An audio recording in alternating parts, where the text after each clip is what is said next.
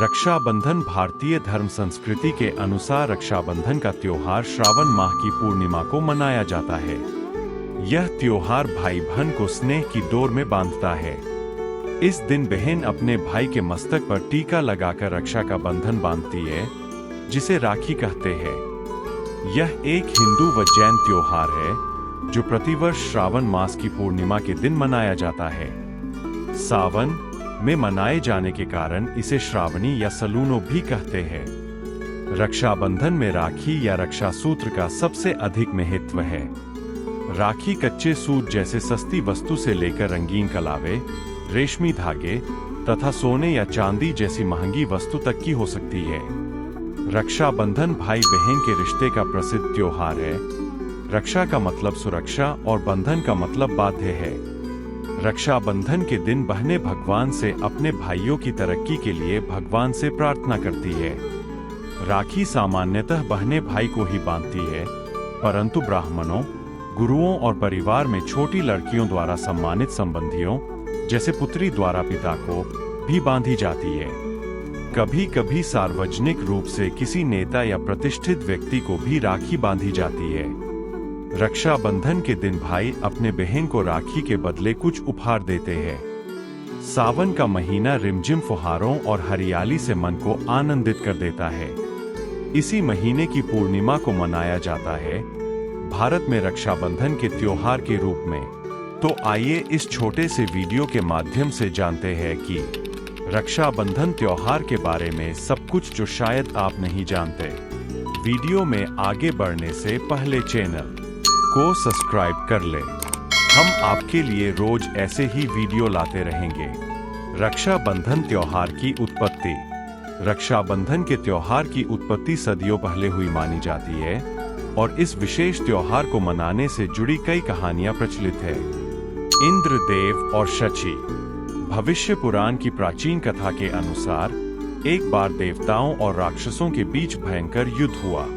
भगवान इंद्र आकाश, वर्षा और वज्र के प्रमुख देवता जो देवताओं की ओर से युद्ध लड़ रहे थे, उन्हें शक्तिशाली राक्षस राजा बाली से कड़ा प्रतिरोध करना पड़ रहा था। युद्ध लंबे समय तक जारी रहा और निर्णायक अंत नहीं हुआ। यह देखकर इंद्र की पत्नी शची भगवान विष्णु के पास गई, जिन्होंने उन्हें सूती धागे से बना एक पवित्र कंगन दिया। शची ने अपने पति भगवान इंद्र की कलाई के चारों ओर पवित्र धागा बांधा, जिन्होंने अंततः राक्षसों को हराया और अमरावती को पुनः प्राप्त किया। त्योहार के पहले के विवरण में इन पवित्र धागों को ताबीज बताया गया था, जिसका उपयोग महिलाएं प्रार्थना के लिए करती थी और युद्ध के लिए जाते समय अपने पति को बांधती थीं। राजा बलि और देवी लक्ष्मी। दूसरी कथा हमें स्कंद पुराण, पद्म पुराण और श्रीमद् भागवत पुराण में मिलती है। कथा के अनुसार असुरराज दानवीर राजा बलि ने देवताओं से युद्ध करके स्वर्ग पर अधिकार कर लिया था और ऐसे में उसका अहंकार चरम पर था। इसी अहंकार को चूर चूर करने के लिए भगवान विष्णु ने अदिति के गर्भ से वामन अवतार लिया और ब्राह्मण के वेश में राजा बलि के द्वार भिक्षा मांगने पहुंच गए। चूंकि राज बलि महान दानवीर थे तो उन्होंने वचन दे दिया कि आप जो भी मांगोगे मैं वह दूंगा। भगवान ने बलि से भिक्षा में 3 पग भूमि की मांग ली। बलि ने तत्काल हाँ कर दी, क्योंकि 3 पग ही भूमि तो देना थी। लेकिन तब भगवान वामन ने अपना विशाल रूप प्रकट किया और 2 पग में सारा आकाश, पाताल और धरती नाप लिया। फिर पूछा कि राजन अब बताइए कि तीसरा पग कहाँ रखूं। तब विष्णु भक्त राजा बलि ने कहा, भगवान आप मेरे सिर पर रख लीजिए। और फिर भगवान ने राजा बलि को रसातल का राजा बनाकर अजरमर होने का वरदान दे दिया। लेकिन बलि ने इस वरदान के साथ ही अपनी भक्ति के बल पर भगवान से रात दिन अपने सामने रहने का वचन भी ले लिया। भगवान को वामनावतार के बाद पुनः लक्ष्मी के पास जाना था, लेकिन भगवान ये वचन देकर फंस गए और वे वही रसातल में बलि की सेवा में रहने लगे। उधर इस बात से माता लक्ष्मी चिंतित हो गई। ऐसे में नारद जी ने लक्ष्मी जी को एक उपाय बताया। तब लक्ष्मी जी ने राजा बलि को राखी बांध अपना भाई बनाया और अपने पति को अपने साथ ले आईं। उस दिन श्रावण मास की पूर्णिमा तिथि थी। तभी से यह रक्षाबंधन का त्योहार प्रचलन में है। संतोषी माँ।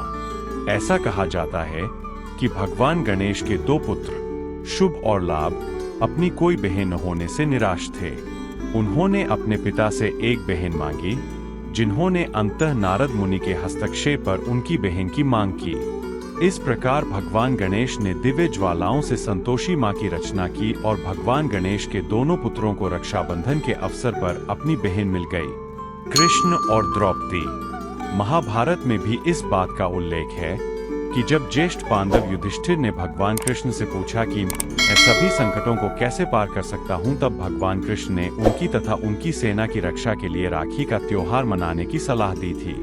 उनका कहना था कि राखी के इस रेशमी धागे में वह शक्ति है जिससे आप हर आपत्ति से मुक्ति पा सकते हैं। इस समय द्रौपदी द्वारा कृष्ण को तथा कुंती द्वारा अभिमन्यु को राखी बांधने के कई उल्लेख मिलते हैं।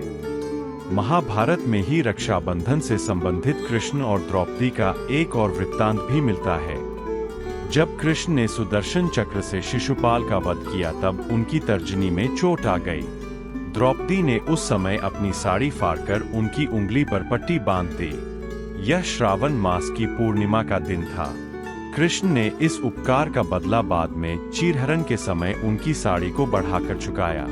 कहते हैं, परस्पर एक दूसरे की रक्षा और सहयोग की भावना रक्षाबंधन के पर्व में यहीं से प्रारंभ हुई। यम और यमुना। एक अन्य कथा के अनुसार मृत्यु के देवता यम ने अपनी बहन यमुना से 12 वर्षों तक मिलने का अवसर नहीं दिया, जिससे यमुना अंततः बहुत दुखी हुई। गंगा की सलाह पर यम अपनी बहन यमुना से मिलने गए। यमुना बहुत प्रसन्न हुई और उन्होंने अपने भाई यम का आतिथ्य किया। इससे यम प्रसन्न हुए और उन्होंने यमुना से एक उपहार मांगा। यमुना ने अपने भाई को बार बार देखने की इच्छा व्यक्त की। यह सुनकर यम ने अपनी बहन यमुना को अमर बना दिया ताकि वे उसे बार बार देख सकें। यह पौराणिक कथा भाई दूज नामक त्योहार का आधार बनती है, जो भाई बहन के रिश्ते पर भी आधारित है। इस त्योहार को मनाने का कारण, रक्षाबंधन का त्योहार भाई बहन के बीच कर्तव्य के प्रतीक के रूप में मनाया जाता है। यह अवसर उन सभी प्रकार के भाई बहन के रिश्ते का जश्न मनाने के लिए है जो पुरुष और महिला के बीच जैविक रूप से संबंधित नहीं हो सकते हैं। इस दिन बहनें अपने भाई की कलाई पर राखी बांधकर उसकी समृद्धि, स्वास्थ्य और खुशहाली की कामना करती है।